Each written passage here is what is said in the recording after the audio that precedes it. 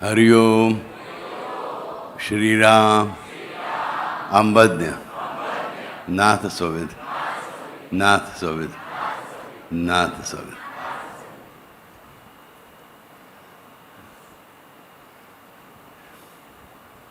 आता आम्ही यायला निघालो तर आमच्या समोर एक गाडी होती. आपल्याच लोकांची कंपाऊंडमध्ये जॅम झाली होती.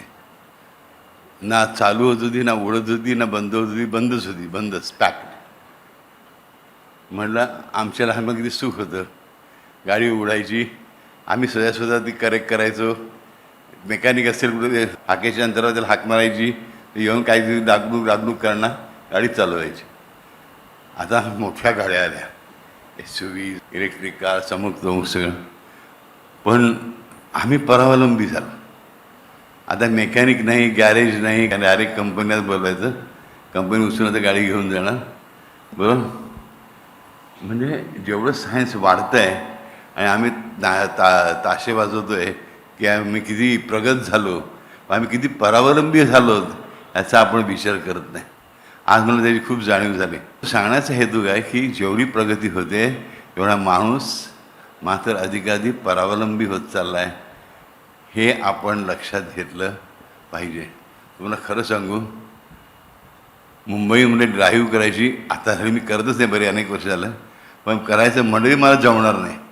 केवढे रस्ते, केवढे पूल एकमेकाला जोडले. एखादं वळण चुकलं की ते काही किलोमीटर पुढे, म्हणजे मी मागे या. ज्या नायर हॉस्पिटलमध्ये मी 25 वर्ष काढली, त्या नायर हॉस्पिटल मला त्या दिवशी जाताना वक्त आलं नाही की नायर हॉस्पिटल म्हणून. एवढं सगळं बदललं, विचार करा. ज्या परळमध्ये बॉर्न अँड बॉर्डर वाढलो, जन्मलो, वाढलो, माझ्या 30 वर्षापर्यंत राहिलो, ते परळ अजिबात ओळखता येत नाही. सगळंच बदलत चाललं. पण माणूस बदलला का?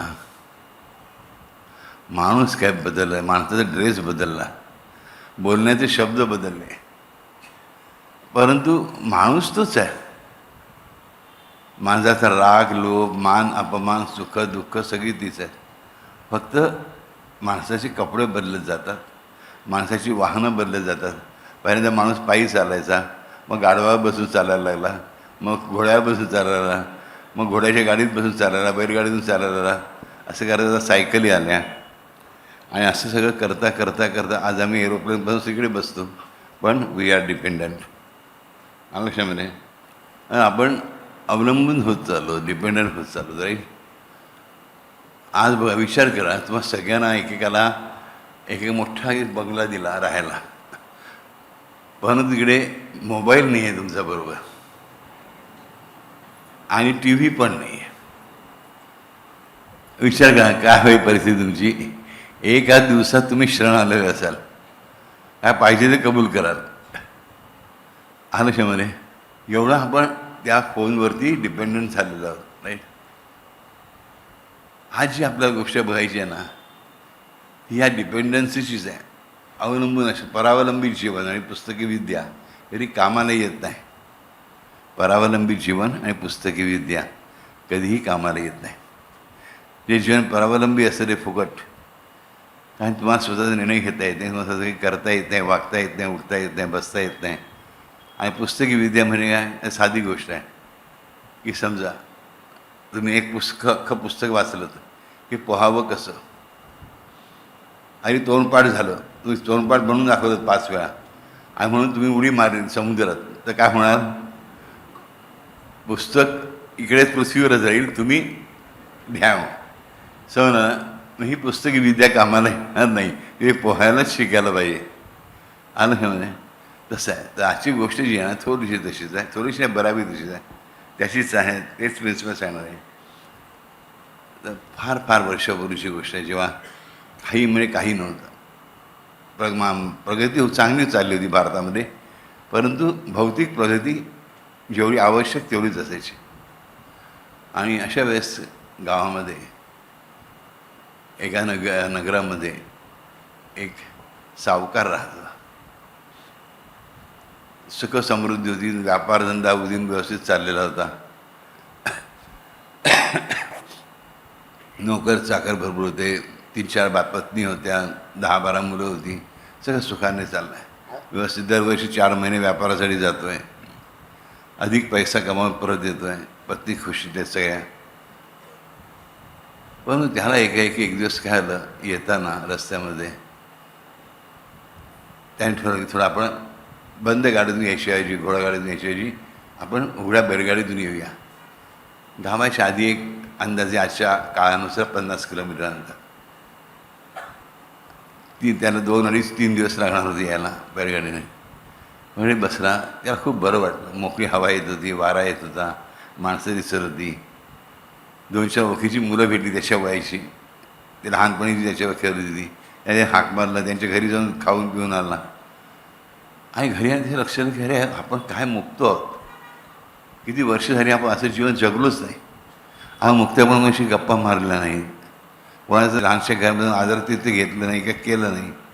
आपल्या घरात आपण कोणाला बोलवतो, फक्त सगळे व्यापारी मित्र आहेत, त्यांनाच तेच ते उच्चभ्रू खाणं पिणं अमुक तमुक, त्याच त्या गप्पा, खोट्या खोट्या गप्पा, आणि मॅक्झिमम करून व्यापाराच्याच गप्पा, बाकी काहीच नाही. आणि तर गाणाऱ्या बस्तिऱ्या येतात, त्या गातात, गायक येतात, गायक पुरुष येतात, ते गातात, वाद्य वाजवतात. बस त्याचा आपण आनंद मानतो, काय मोठी मस्त झाली पंगत वगैरे अशा. काही जीवनात नाविन्यच नाही उरलं, काय मोकळेपणाच नाही उरला. विनात विचार अतिशय घट्ट झाला, पक्क झाला.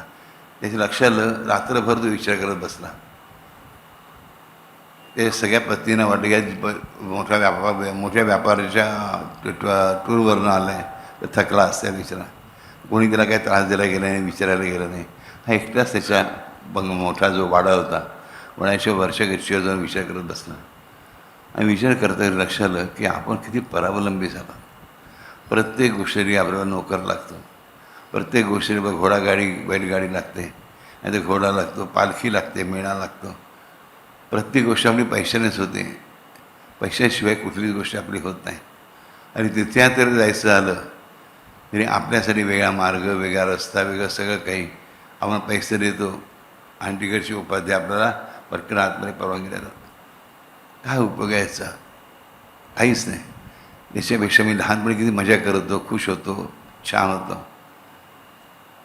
मग त्याला एक आठवण झाली की आपण लहानपणी ज्या गावात राहत होतो, त्या गावामध्ये त्या तो श्रीमंत नव्हता, तो गरीब होता, सावकार नव्हता.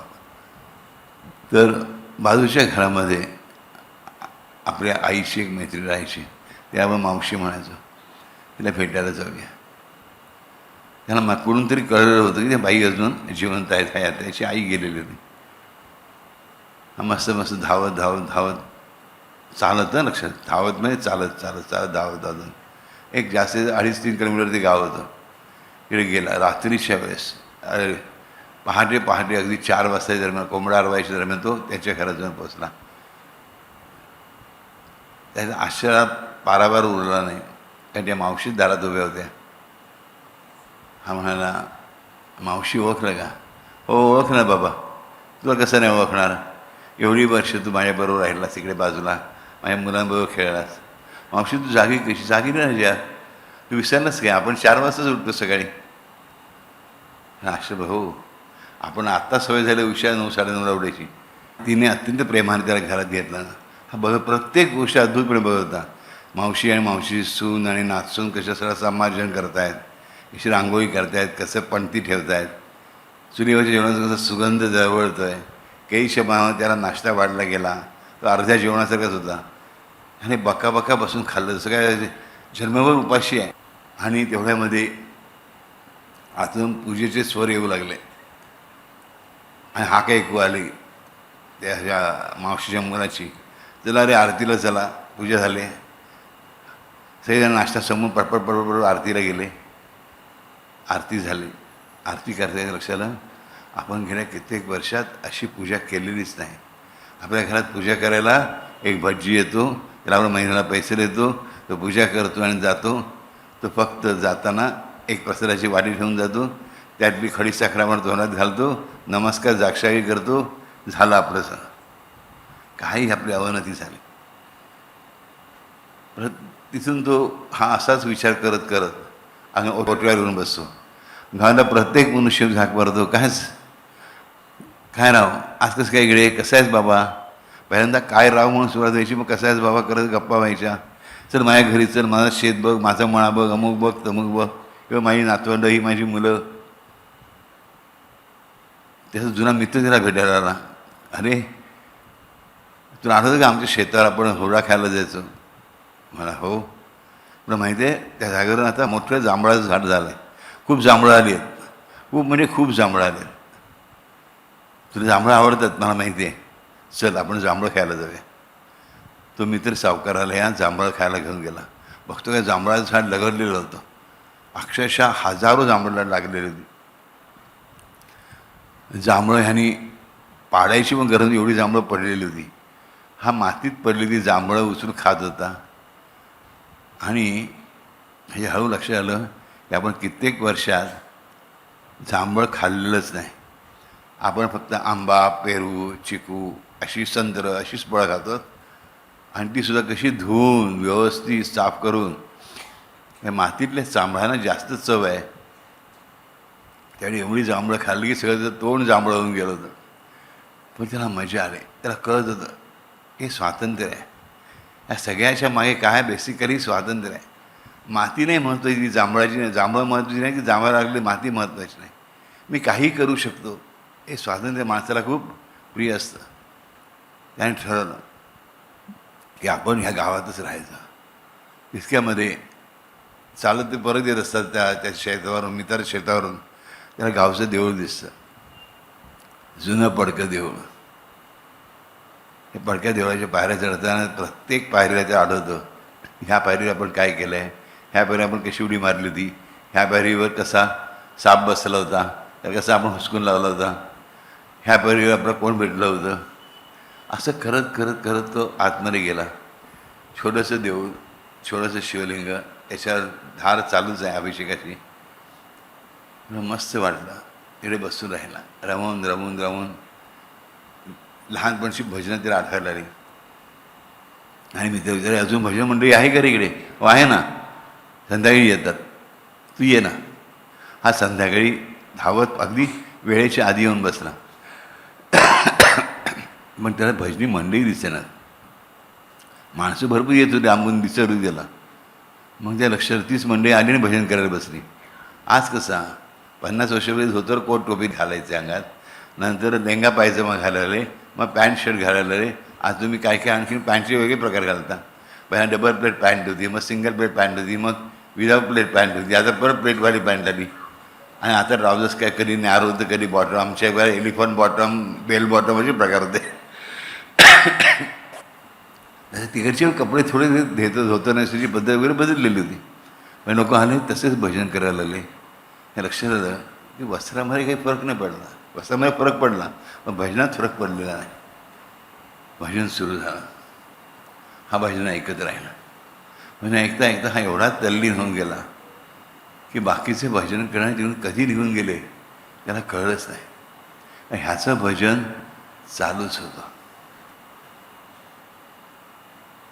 किती वाजले ह्याचा याला पत्ता नव्हता. भुकेचा पत्ता नव्हता, तहाण्याचा पत्ता नव्हता. त्याच्या मनामध्ये तेच शब्द फक्त परत परत परत परत येत होते. शिवशंकर शंभो जय जय शिवशंकर शंभो. शिवशंकर शंभो जय जय शिवशंकर शंभो. शिवशंकर शंभो जय जय शिवशंकर शंभो. शिवशंकर शंभो जय जय शिवशंकर शंभो. गौरी हर शंभो गौरी हर शंभो. गौरी हर शंभो गौरी हर शंभो. गौरी हर शंभो जय जय गौरी हर शंभो. गौरी हर शंभो जय जय गौरी हर शंभो. कर्पूर गौर शंभो जय जय कर्पूर गौर शंभो. कर्पूर गौर शंभो जय जय कर्पूर गौर शंभो. कर्पूर गौर शंभो जय जय कर्पूर गौर शंभो.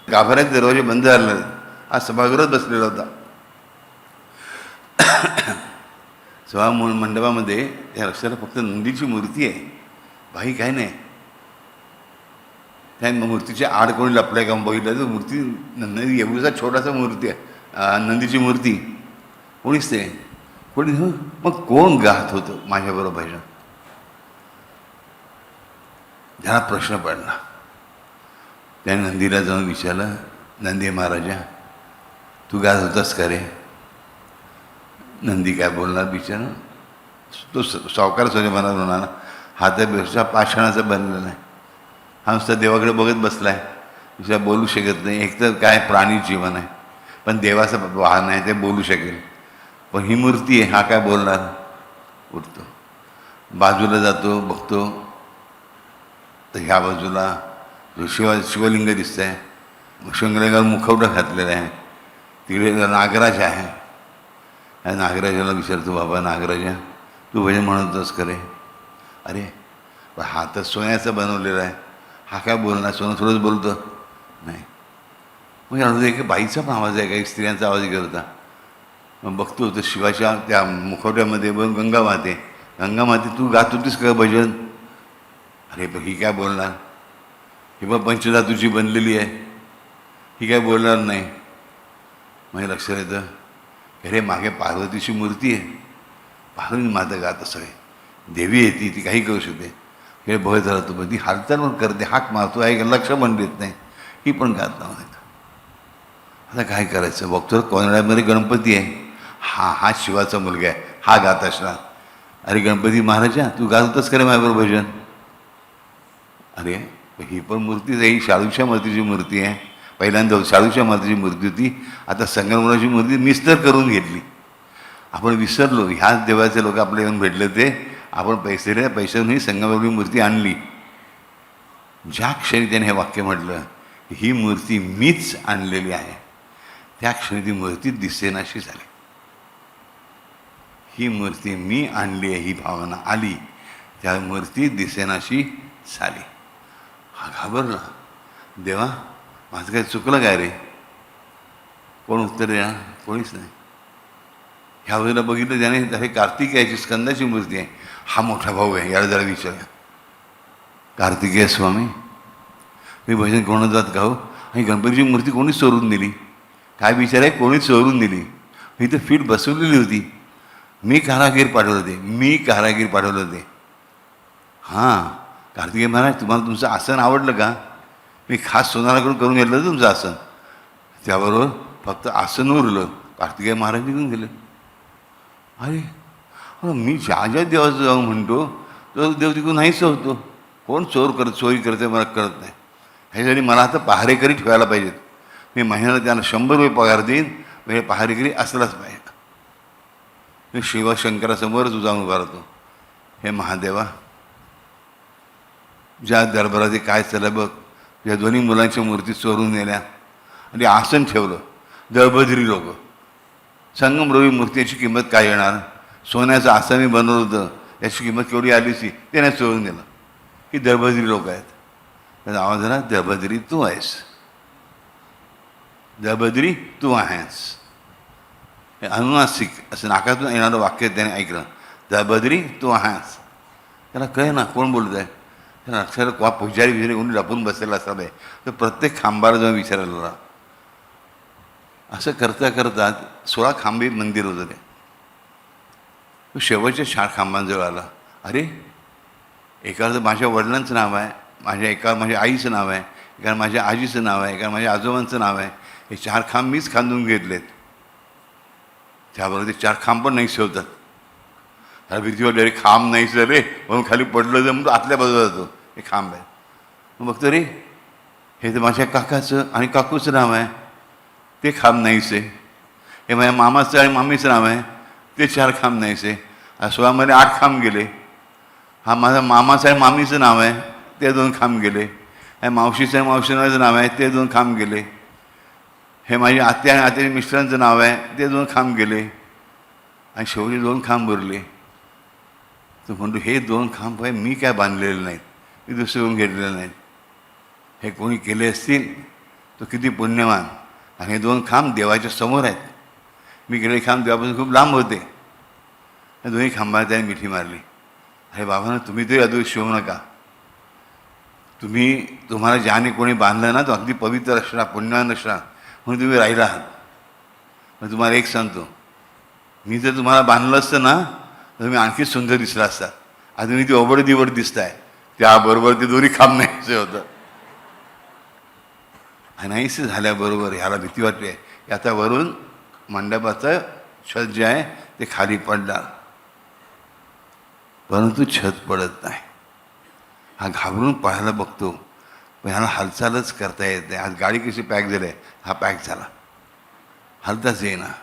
समोर फक्त भवानी शंकर दिसतात. आणि हा अतिशय मनात प्रार्थना करतो, देवा माझं खूप काही चुकलं आहे रे, पण मला क्षमा कर. मला चूक करायची इच्छा नाही, मला पाप करायची इच्छा नाही, पण मला सवयच चढली आहे. काय करू, काही बोलतो, कारण मी काही बोललो ती कोणी मला उलट उत्तर करू शकत नाही. मला सवय लागली. मी बहुतेक गणपती देवाशी, कार्तिकेय महाराजांशी, मी या खांबांशी काहीतरी चुकीचं बोललो. देवा तुझ्याशिवाय धर्म कोण समजावून सांगणार. शास्त्रात म्हटलेलं आहे, शिवम ज्ञानोपदेष्टारम. आज इतक्या दिवसानंतर आठवण झाली काय शास्त्राची, असा आवाज ऐकू आला. हे नक्कीच पुरोहित आहेत. त्या जुन्या पुरोहिताचा आवाज त्याच्या कानामध्ये होता. नाही शिवशंकरा, तू ज्ञानाचा उपदेश करणार तूच आहेस एकमेव, तूच मला सांग माझं काय चुकलं. त्याबरोबर तिकडे त्या शिवाच्या मुखवट्याच्या बरोबर असलेला तो सोन्याचा नाग डोळ्याला लागतो. हा बघतो, अरे हा तर मीच केलेला नाग, पण तुझी मूर्ती होती, हा हलतोय कसा. मी हलवण्याची काही योजना केली नव्हती, यंत्रबिंत्र बसवलं नव्हतं. म्हणजे हा साप मी बनवलेला नाही. म्हणलं मी जर बनवला असेल आणि हलतोय, मी जादू केली कोणी. तो जादू करणार माझ्यापेक्षा श्रेष्ठ आहे. मी फक्त सोन्याचं नाग बनवू शकलो, त्याला हलता करू शकलो नाही. कसा देव माणसाला शिवम ज्ञानोपदेशाम कसा ज्ञान देतोय बघा, भक्ताला आपला भगवंत. तो साप जळू लागतो. हा गंगामाईकडे बघतो, अरे हा मुखडा पण मीच केला आहे. म्हणजे तू पाणी वाहतंय, चक्क पाणी वाहतंय, धरधर वाहतंय. अशी गंगाबाई मी नव्हती बनवली. हा जो म्हणतो हे वासुकी नागदेवा, शिवाच्या गायल्या नागाचं नाव आहे वासुकी. वासुकी नागदेवा, हे गंगामैया, तुम्हाला मी बनवलेलं नाही. मी माझ्यावर कृपा करा. मी तुम्ही आपल्या देवाला सांगा, महादेवाला, की माझ्या दया कर म्हणून. त्याबरोबर तो बघतो की मागून आवाज येतो, अरे मूर्खा, माझ्याकडे वळून बघ, मी येतोय धावत तुझ्याकडे. हागे वळून बघतो ते तो नंदी उठून उभा राहतो जागी, दोन्ही शिंग उगारतो आणि या लोकांनी धावत यायला बघतो. विचार करा, एक बैल तगडा तुमच्यासमोर शिंग अशी करून धावत आहे, तुमची काय परिस्थिती होईल. ह्याला धावायचं मग सुचत नाही, कारण हा एका जागी अडगटलेला आहे ना, चिकटलेला आहे जमिनीला. हा जोरात म्हणतो, देवा धाव, महादेवा धाव. धावा धावा महादेवा, धावा धावा महादेवा, धावा धावा धावा धावा धावा धावा धावा धावा धावा धावा धावा धावा धावा धावा धावा धावा, धावा धावा धावा धावा धावा धावा महादेवा, धावा धावा धावा धावा धावा धावा महादेवा, महादेवा धावा धावा महादेवा धावा धावा महादेवा धावा धावा महादेवा धावा धावा, धावा धावा महादेवा धावा धावा महादेवा, धावा धावा महादेवा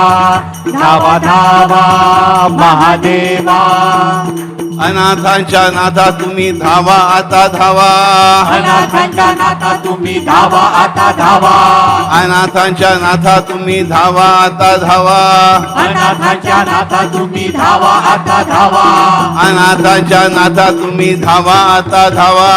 अनाथांच्या नाथा तुम्ही धावा आता धावा.